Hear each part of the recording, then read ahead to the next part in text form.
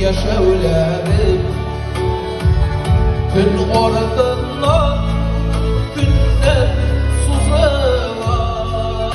Jırlayırsın bu mehveler, sağlık şanlı bilmezsin.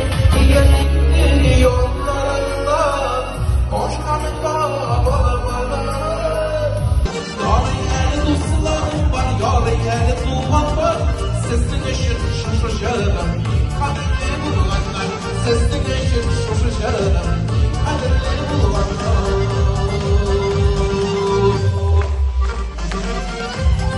Selam seçelim bile.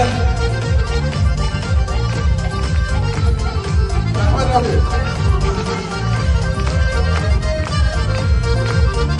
Gezeli yaşlıyımda orada kızılan yenildi. O yüzden bu arasında yaratar. Bu arasında da biz iki tuğanla, üç tuğanla, bu arasında bir tuğanlara girip göre. Rahmet sana yani. Sana zor konuştular. Ağrımız kırlak kısıp, sultanlarını tutturup.